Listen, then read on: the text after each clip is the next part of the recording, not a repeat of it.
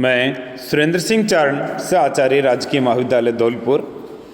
आज हम देखेंगे आय का चक्रीय प्रवाह। आय के चक्रीय प्रवाह से अभिप्राय अर्थव्यवस्था के विभिन्न क्षेत्रों में मौद्रिक आय के प्रवाह या वस्तुओं और सेवाओं के चक्रीय प्रवाह से है। इस प्रवाह को आय का चक्रीय प्रवाह इसलिए कहा जाता है क्योंकि इस प्रवाह का कोई आरंभ होता है और ना ही कोई अंत। यह निरंतर एक चक्र के रूप में प्रभावित होता रहता है तथा आय के चक्रीय प्रवाह उत्पादन, आय तथा व्यय में निरंतर प्रवाह से जाना जाता है।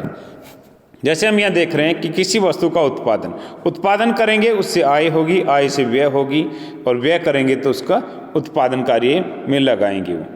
या हम आय से शुरू करें तो आय होगी तो उसका व्यय करेंगे तो उसका उत्पादन होगा, या व्यय करेंगे तो उससे उत्पादन होगा, वस्तुओं सेवाओं की डिमांड करेंगे तो उसका उत्पादन किया जाएगा, उत्पादन करेंगे तो उससे आय प्राप्त होगी। इसलिए कहा जा सकता है कि न इसका कहीं आरंभ है न कहीं अंत। आय के चक्रीय प्रवाह के सिद्धांत अथवा कारण कि क्रेता द्वारा खर्च की गई राशि विक्रेताओं द्वारा प्राप्त की गई राशि के बराबर हो, यानी किसी प्रकार का कोई लीकेज नहीं होना चाहिए इसमें प्रवाह में, कि जितने क्रेता द्वारा खर्च करते हैं उतने ही विक्रेता को उतनी उनकी इनकम होगी। वस्तुओं तथा सेवाओं का एक दिशा में प्रवाह होता है तथा इन्हें प्राप्त करने के लिए मौद्रिक भुगतान का वितरण विपरीत दिशा में प्रवाह होता है। तो इसे चक्रीय प्रवाह पैदा होता है कि एक तरफ वस्तुएं सेवाएं हम खरीदते हैं, उसके लिए मुद्रा देते हैं, दूसरी तरफ हम साधन सेवाएं देते हैं, इसलिए उसका मजदूरी के रूप में भुगतान किया जाता है। आय के चक्रीय प्रवाह के प्रकार दो प्रकार के होते हैं, एक तो वास्तविक प्रवाह है, एक है मौद्रिक प्रवाह।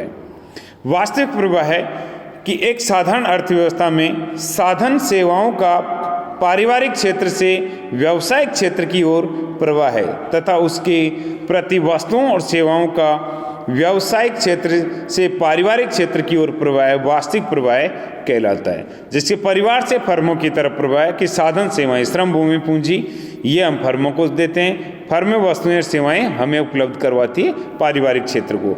तो परिवार से फर्म की ओर, फर्म से परिवार की ओर प्रवाह होता है। दूसरा है मौद्रिक प्रवाह कि फर्मों से परिवार को साधन सेवाओं के बदले मौद्रिक भुगतान और परिवार से फर्मों को वस्तुओं और सेवाओं के बदले मौद्रिक भुगतान के रूप में जो चक्र पूरा होता है उसे मौद्रिक प्रवाह कहते हैं।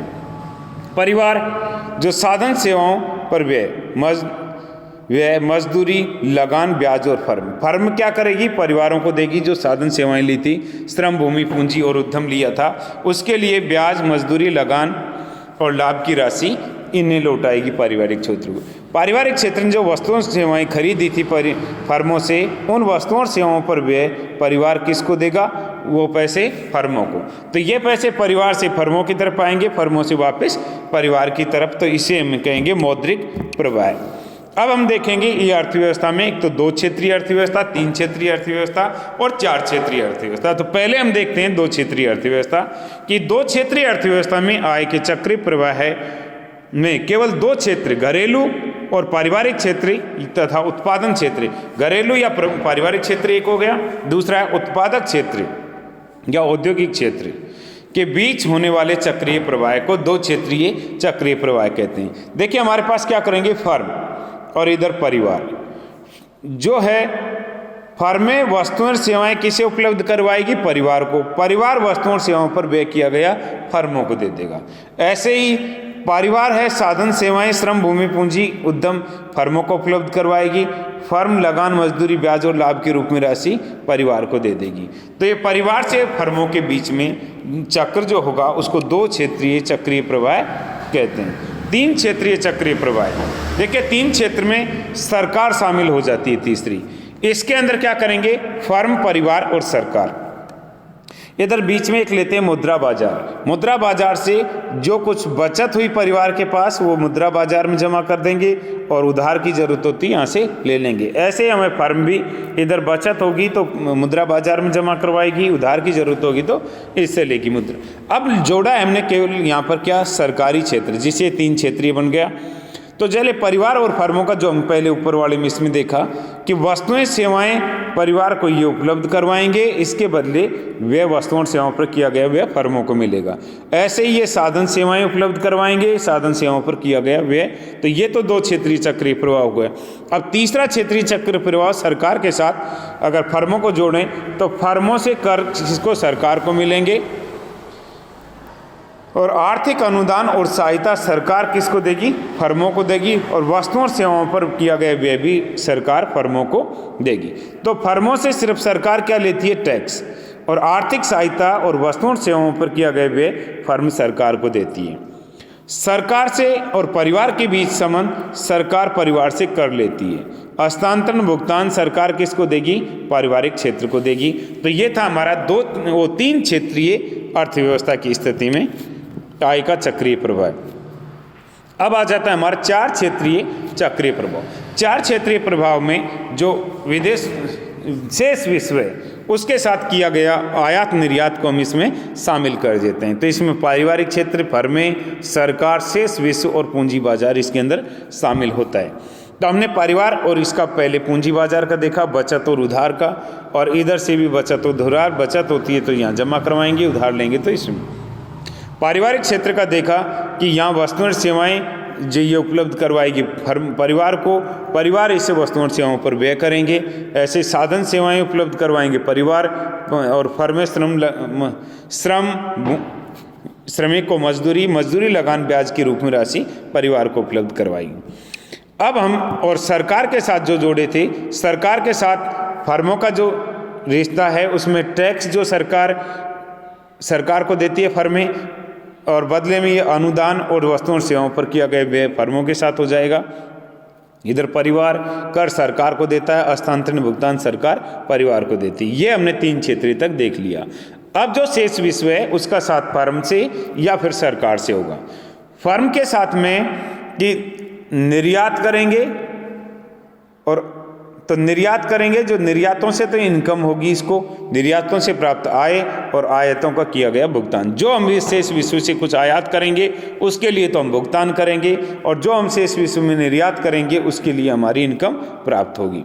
और सरकार द्वारा सरकारी खातों से किया गया भुगतान, जो शेष विश्व को भुगतान किया गया, सरकारी खातों को मिला गया भुगतान। तो शेष जो विश्व का सरकार के साथ हो सकता है और या फर्मों के साथ। फर्मों के साथ तो जो निर्यात किया है उसके पैसे फर्मों के पास आएंगे, आयात किया है तो उसके पैसे शेष विश्व को देगी। ऐसे ही सरकार है, सरकार शेष विश्व को भुगतान करे या शेष विश्व से सरकार को इनकम प्राप्त हो। तो ये चार क्षेत्रीय अर्थव्यवस्था। अब हम देखेंगे आय के वृत्ताकार प्रवाह को प्रभावित करने वाले तत्व या कारक। आय के वृत्ताकार प्रवाह को प्रभावित बढ़ाने वाले तत्व, देखिए विनियोग में वृद्धि होगी तो आय का प्रभाव बढ़ेगा, निर्यात में वृद्धि हो, सरकारी व्यय में वृद्धि हो, उपभोग में वृद्धि हो या संग्रह में कमी की स्थिति आएगी।